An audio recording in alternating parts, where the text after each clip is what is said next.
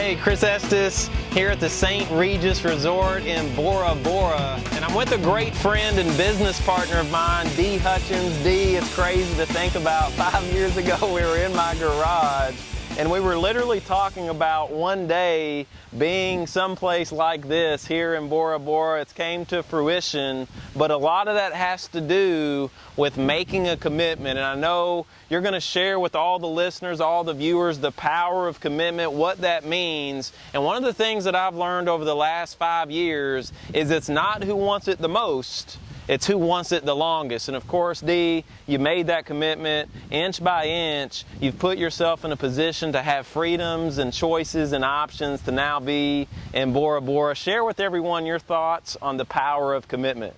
Hey, thanks a lot, Chris. I really appreciate the kind words. And when you talk about commitment, I went through half my life and really didn't understand what commitment really was.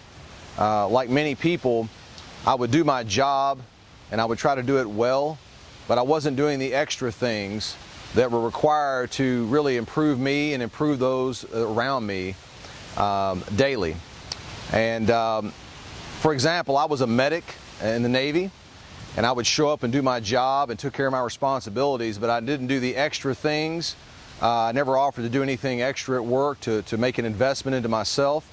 I never made an effort to smile at patients and people that I dealt with in the hospital. I was a teacher for 20 years and had hundreds of students come through my care. And even though I was considered a good teacher, I cared about my subject a lot. I did not do the little extra things that I needed to be fully committed.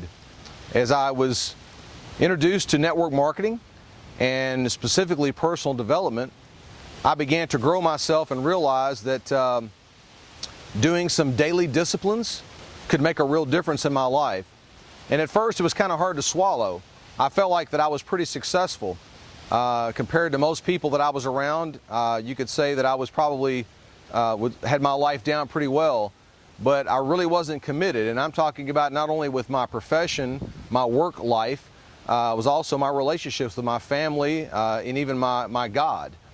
So for the last 5 years, I've made a concerted effort to be more committed. And I can tell you that for me personally, it's made a massive difference in my life.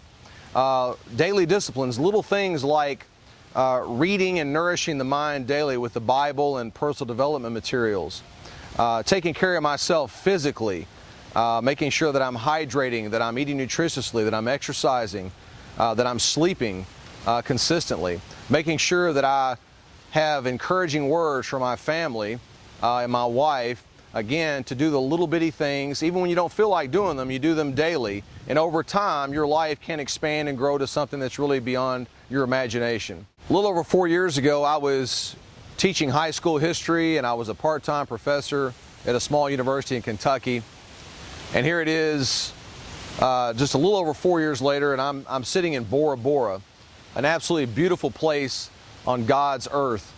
And I can tell you that it all started with a former student sharing network marketing with me in Atlanta, Georgia.